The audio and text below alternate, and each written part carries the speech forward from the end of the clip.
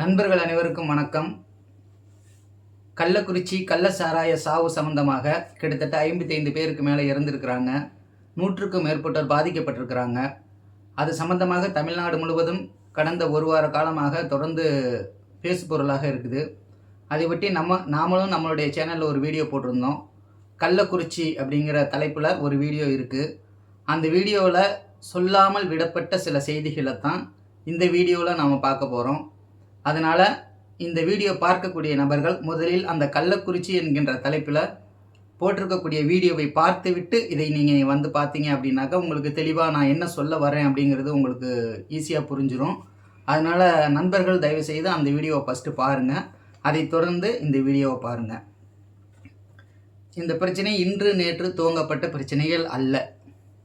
இது கிட்டத்தட்ட 25 ஆண்டுகள், அந்த பகுதி முழுவதுமே 25 ஆண்டுகளாக கள்ளச்சாராய விற்பனை என்பது தொடர்ந்து நடைபெற்று கொண்டே இருக்கிறது. அதாவது சொல்லப்போனாக்க கலைஞர் ஆட்சியிலிருந்து, ஜெயலலிதா அம்மையார் ஆட்சியிலிருந்து, எடப்பாடி பழனிசாமி அவர்களுடைய ஆட்சியிலிருந்து, இன்னைக்கு முதல்வர் ஸ்டாலின் அவர்கள் ஆட்சி வரைக்கும் தொடர்ச்சியாக இந்த தவறு என்பது அந்த பகுதியில் நடந்துக்கிட்டே இருந்திருக்குது. ஆனால் அதை பற்றி யாரும் பெருசாக பேசலை. ஒரு சில நேரங்களில் கள்ளச்சாராய சாவுகளும் நடந்திருக்கு, அதே பகுதிகளில் நடந்திருக்கு. ஆனால் இந்த அளவுக்கு பெரிய அளவுக்கு நிறைய பேர் செத்து போய் ஒரே நேரத்தில் ஒரு பெரிய செய்தியாக இது மாறலை. அதனால் அந்த பிரச்சனை பேசப்படாமல் இருந்திருக்கு. ஆக மொத்தத்தில் 25 ஆண்டுகளாக நடைபெறக்கூடிய இந்த தவறுகளுக்கு இப்போ இருக்கக்கூடிய எதிர்க்கட்சிகள் எல்லாமே ஒட்டுமொத்த தவறையுமே முதல்வர் ஸ்டாலின் மீது சுமத்தக்கூடிய வேலைகளை செய்கிறாங்க. இதை ஒட்டி நீங்கள் உடனடியாக பதவி விலகணும், இதற்கு நீங்கள் பொறுப்பேற்று பதவி விலகணும் அப்படின்னு சொல்கிறாங்க. அது எப்படி 25 ஆண்டுகளாக நடைபெற்று கொண்டிருக்கக்கூடிய ஒரு தவறை வந்த ஒரு சில ஆண்டுகள்லேயே முற்றிலுமாக தடை செய்துவிட முடியுமா அப்படின்னாக்கா கண்டிப்பாக முடியாது. ஆனால் கொஞ்சம் கொஞ்சமாக அதை சரி செய்திருக்க முடியும். அதற்கான முயற்சிகளை அவர்கள் எடுத்தார்களா என்றால் கண்டிப்பாக அவங்க எடுக்கலை அப்படிங்கிறதுல எந்த மாற்று கருத்தும் இல்லை. எந்த கட்சியுமே எடுக்கலை. இன்றைக்கி அந்த பகுதியில் எடுத்துக்கிட்டோம் அப்படின்னாக்கா ஆட்சியில் திமுக இருந்தாலும் கூட அந்த பகுதியினுடைய தொகுதியினுடைய எம்எல்ஏ யார் அப்படின்னாக்கா அதிமுகவை சேர்ந்த எம்எல்ஏக்கள் தான் அங்கே இருக்கிறாங்க. தொடர்ந்து சில ஆண்டுகளாக அவர்கள் தான் இப்போ வரைக்கும் எம்எல்ஏவாக இருக்கிறாங்க. அதே போல் நாம் தமிழர் கட்சி இருக்குது, அதிமுக கட்சியினுடைய இன்னொரு பிரிவு இருக்குது, நம்ம தமிழக வெற்றி கழகம் விஜய் அவர்களுடைய வெற்றி கழகம் இருக்குது. ஆனால் எந்த கட்சியுமே இது சம்பந்தமான ஒரு புகார் அளிப்பதோ அல்லது ஒரு போராட்டங்கள் நடத்துவதோ இதெல்லாம் செய்தார்களா அப்படின்னாக்க எதுவுமே செய்யலை. ஆனால் இன்னைக்கு இப்படி ஒரு இறப்பு சம்பவம் நடந்ததற்கு பிறகு ஆளாளுக்கு பேசுகிறாங்க. ஆளுங்கட்சி தான் பொறுப்புன்னு சொல்கிறாங்க. இதற்கு ஆளுங்கட்சி ஒரு வகையில் பொறுப்பு தான், அதை நம்ம மறுக்க முடியாது. இருந்தாலும் கூட இந்த தவறு இன்று நேற்று நடப்பதாக இருந்தால் இன்னைக்கு திமுகவினுடைய அரசை முற்றுமுழுதமாக குற்றவாளியாக நம்ம மாற்ற முடியும். ஆனால் இது 25 ஆண்டுகளாக நடப்பதால் திமுக மட்டும் இதற்கு காரணம் இல்லை. இதில் அதிமுகவுக்கும் பங்கு இருக்கிறது. அதிமுக ஆட்சியிலும் அது நடந்து கொண்டு தான் இருக்கிறது. இன்னைக்கு எம்எல்ஏவாக இருப்பதும் அதிமுக கட்சியினர் தான். அப்படிங்கிறப்ப அதிமுகவுக்கும் இதில் பங்கு உண்டுன்னு தானே அர்த்தம். இதில் இவங்க சட்டமன்றத்தில் இதை பற்றி பேசுவதற்கு இவங்க குரல் கொடுக்குறாங்க. சபாநாயகர் என்ன சொல்கிறாரு, கேள்வி நேரம் முடிஞ்சதுக்கு பிறகு உங்களுக்கு பேசுவதற்கான வாய்ப்பு அளிக்கப்படும், நீங்கள் அப்போ பேசுங்க, இப்போ பேச வேண்டாம், இது மக்களுக்கான பிரச்சனைகளை பற்றி பேசக்கூடிய நேரம், இதை தவிர்த்து அடுத்து கேள்வி நேரம் வரும் பொழுது உங்களுக்கான வாய்ப்பு வழங்கப்படும், அப்போ நீங்கள் பேசுங்கன்னு சொல்லி சபாநாயகர் அறிவிக்கும் பொழுது கூட இவர்கள் அதை கேட்காமல் சபையிலிருந்து வெளியேறுகிறார்கள் அல்லது வெளியேற்றப்படுகிறார்கள், கூச்சலிடுகிறார்கள், பெரிய அமளிகள் ஏற்படுது, அவர்களை வெளியேற்றுகிறார்கள். இது எந்த வகையில் நியாயம் அப்படிங்கிறது எனக்கு தெரியலை. இப்போ உங்களுடைய ஆட்சியில் இருக்கும்போது இந்த தவறு நடக்கவே இல்லை, இப்படி ஒரு சம்பவம் நடக்கவே இல்லை, அவங்க சாராயம் காய்ச்சவே இல்லை அப்படின்னாக்க நீங்கள் சொல்கிறதுல ஒரு நியாயம் இருக்குது. ஆனால் உங்கள் ஆட்சியிலையும் அதுதான் நடந்திருக்கு, இந்த ஆட்சியிலையும் அதுதான் நடந்திருக்கு, அம்மாவினுடைய ஆட்சியிலையும் அதுதான் நடந்திருக்கு, கலைஞருடைய ஆட்சியிலையும் கூட இதே கள்ளச்சாராயம் இதே பகுதியில் இதே நபர் விற்று கொண்டு தான் இருந்திருக்கிறார். அப்படிங்கிறப்ப இதில் அதிமுகவுக்கும் பங்கு உண்டு.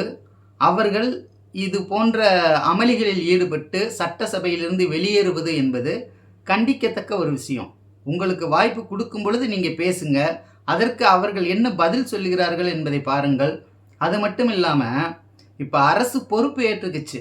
தன் மீது இருக்க தவறுகளை உணர்ந்து பொறுப்பேற்று கொண்டு அவர்களுக்கு 10 லட்சம் ரூபாய் பணம் கொடுப்பதோடு மட்டுமல்லாமல் அனாதையாக்கப்பட்ட குழந்தைகளுக்கு படிப்பு செலவில் இருந்து அவங்க என்ன படிக்கணும்னு விருப்பப்படுறாங்களோ அது வரைக்கும் அனைத்து செலவுகளையுமே அரசாங்கம் ஏற்றுக்கும் அப்படிங்கிற அளவுக்கு பெரிய சலுகைகள் வந்து கொடுத்துருக்குறாங்க.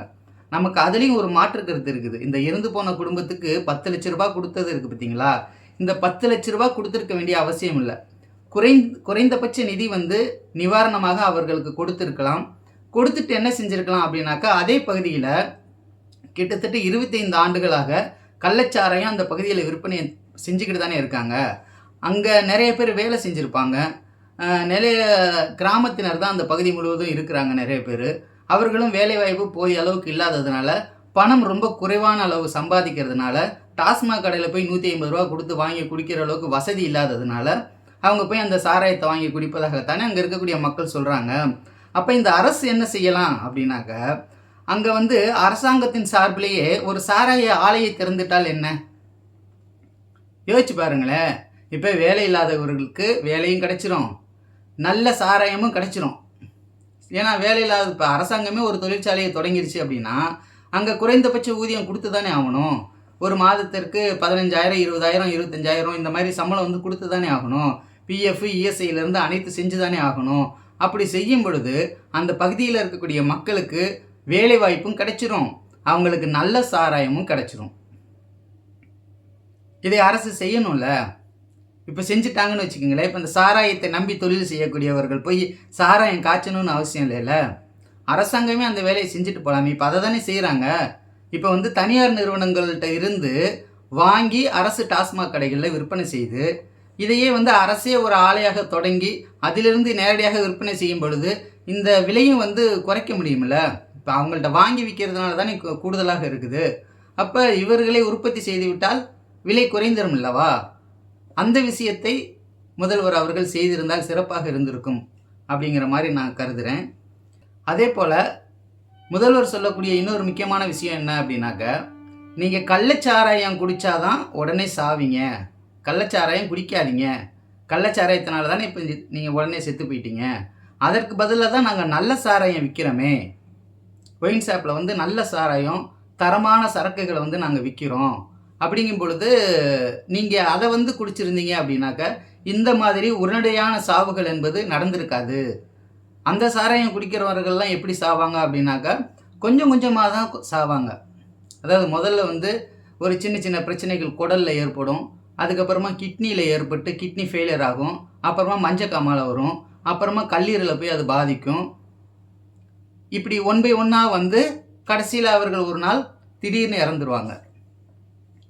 அப்போ உங்களுக்கு வாழ்நாள் வந்து நல்ல சாராயம் குடிச்சிங்க அப்படின்னாக்க வாழ்நாள் அதிகரிக்கும். அதாவது கள்ளச்சாராயத்தோடு ஒப்பிடும் பொழுது நீங்கள் இயற்கையான வாழ்வை வந்து இதில் கொண்டு வந்து திணிக்கக்கூடாது. கள்ளச்சாராயத்தோடு ஒப்பிடும் பொழுது நல்ல சாராயம் குடிப்பவர்கள் கொஞ்சம் கூடுதலான நாட்கள் வந்து வாழ முடியும். அதே போல் ஒரே நேரத்தில் இந்த மாதிரி 50 பேர், 100 பேர், 20 பேர், 30 பேர் அந்த மாதிரி சாக மாட்டாங்க. அதில் ஒருத்தர், 2 பேர், 3 பேர், 4 பேர், இந்த மாதிரி ஊருக்கு ஒருத்தர், தெருவுக்கு ஒருத்தர், இப்படி தான் சாவாங்க. அதனால் நீங்கள் கள்ளச்சாராயத்தை குடிப்பதற்கு பதிலாக நல்ல சாராயத்தை குடிங்கள் என்பது தான் இந்த அரசினுடைய கொள்கையாகவே இருக்குது. கோர்ட்டுக்கு போனப்போ கூட அரசு என்ன சொல்லிச்சுனாக்க, டாஸ்மாக் கடைகளெல்லாம் வந்து தனியார் நடத்த வேண்டியதை அரசாங்கம் நடத்துது, பள்ளிக்கூடங்கள்லாம் அரசாங்கம் நடத்த வேண்டியதை தனியார் நடத்துது அப்படின்னு நம்ம போய் கோர்ட்டில் கேஸ் போட்டு கேட்கும்போது கோர்ட்டே என்ன சொல்லிச்சுன்னா, அது வந்து அரசாங்கத்தினுடைய கொள்கை முடிவுகள், அதில் வந்து நாங்கள் தலையிட முடியாது அப்படிங்கிற விஷயத்தை தான் கோர்ட்டே சொல்லிச்சு. அப்போ இன்றைக்கி இருக்கக்கூடிய அரசும் அதை தானே சொல்லுது.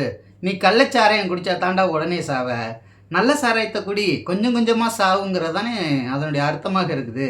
ஆக மொத்தம் குடித்தாலே அது உடம்புல பல வியாதிகளை ஏற்படுத்தும், பிரச்சனைகளை ஏற்படுத்தும்.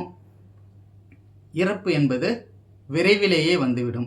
இளைஞர் பருவத்திலேயே பல பேர் இறந்து போகிறாங்க அதனால். ஆகையினால் இந்த பிரச்சனையை முதல்வர் மீது மட்டும் சுமத்தாமல் மற்ற கட்சிகளுக்கும் இதற்கு பொறுப்பு உண்டு என்பதை அனைத்து கட்சிகளும் உணர வேண்டும். அது மட்டும் இல்லாமல் பொதுமக்களாகிய நாம் முதன்மை பங்கு வந்து நமக்கு தான் இருக்குது. ஏன் அப்படின்னாக்க, இந்த பிரச்சனைகள் நடக்கக்கூடிய அனைத்து இடங்களிலுமே மக்களாகிய நாம் தான் இருக்கோம். காவல்துறையோ அல்லது எம்எல்ஏவோ எம்பிக்களோ மற்றவர்கள் யாரும் அந்த குறிப்பிட்ட இடங்களில் இருக்கிறதில்ல. மக்களாகிய நாம தான் இருக்கிறோம். நாம் நினைத்தால் மட்டும்தான் இது போன்ற தவறுகளை தனியார்களும் செய்ய விடாமல் தடுக்க முடியும், அரசாங்கத்துக்கு எதிராகவும் போராடி அதை தடுத்து நிறுத்த முடியும் என்பதை இதன் மூலமாக தெரிவித்துக்கொண்டு விடைபெறுகிறேன். இந்த வீடியோ பிடித்திருந்தால் லைக் பண்ணுங்கள், சப்ஸ்கிரைப் பண்ணுங்கள், மற்றவர்களுக்கு ஷேர் பண்ணுங்கள். நன்றி.